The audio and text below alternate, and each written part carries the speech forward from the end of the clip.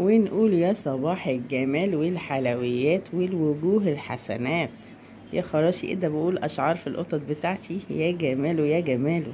بصوا الواحد لما يصطبح بالابيض الجميل ده، ها ها، ولا يصطبح بالسكرات دي، ها. قلب البت كارلا مع انها يعني مع نفسها شويه كده، بس قلبي والله. وبيبس فندي اللي ساقينا ها، ولا ها. وسيدة لا مش هي دي، دي ملكة البطاطس. يا سلام يا سلام. بصوا النومة، لا جامدة جامدة جامدة. بيتي بقى وانا حرة فيه. بصوا نايمة ازاي. سكر. ولا بقى سيدة القصر الجميلة، ها. كل دي عسلات عندي وجوه حسنات. والجو النهارده بسم الله ما شاء الله جميل قوي قوي، يعني الشمس مش طالعه. مش قصدي اغلط في الشمس ولا حاجه لا سمح الله، بس الجو جميل كده، يعني ايه، تحس النطره هتنطر. جو رائع جدا جدا وجميل. وفي نفس الوقت الشتاء جايه، وربنا يا رب يعني يرحم اخواتنا واهالينا في فلسطين، ويعزهم يا رب، ويكتب لهم النصر ان شاء الله باذن الله. ويحفظ مصر وشعب مصر يا رب العالمين. اللهم امين يا رب. والله الواحد بيدعي في كل صلاة. يلا ربنا ييسر لهم الحال يا رب ان شاء الله، وتيجي الشتاء عليهم يكونوا منصورين ان شاء الله باذن الله تعالى. بص بقى يعني والله الواحد يعني طالما عندك حيوان اليف في البيت، بحس ان مفيش يعني ايه، بتبقى فيه راحة نفسية جدا. مفيش اعباء كتير ولا اثقال عليكي. يعني هي راحة نفسية، يعني من الاخر بتبقى راحة نفسية. وخصوصا القطط، يعني في ناس بتحب الكلاب قوي، لكن بصراحة يعني القطط خصوصا ان الرسول عليه الصلاة والسلام اتكلم عنهم يعني كلام كويس.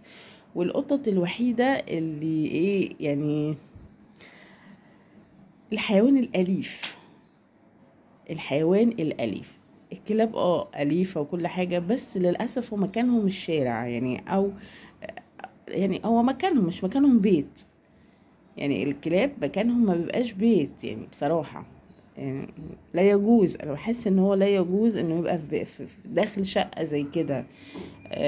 مش عشان حيز اللي بياخده او كده حجمه الكلام ده، لا، لكن علشان يعني مش عارفه، بس هو بيبقى الكلب مهما تنضفه مهما تحميه وشامبوهاته وحاجات وتطعيمات، برضو عليه على ظهره من فوق كمية امراض فيروسات جامدة جدا.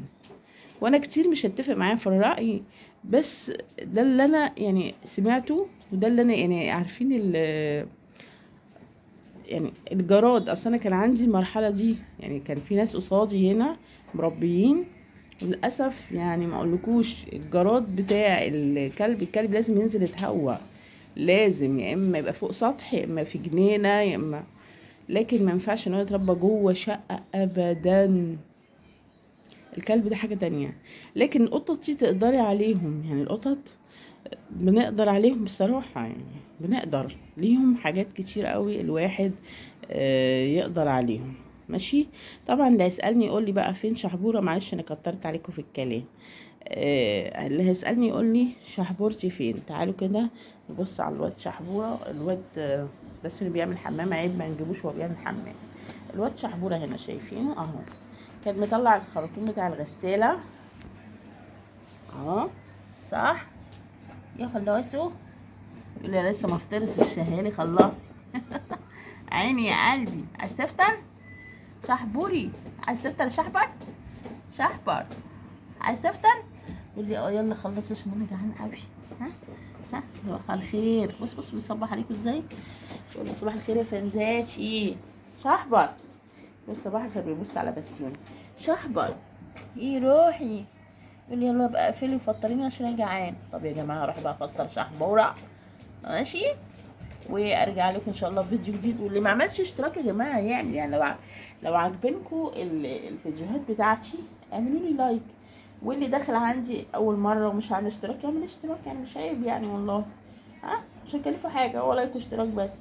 وكومنت عسل زيكم الواد شحبر. يلا قول سلام يا شحبر.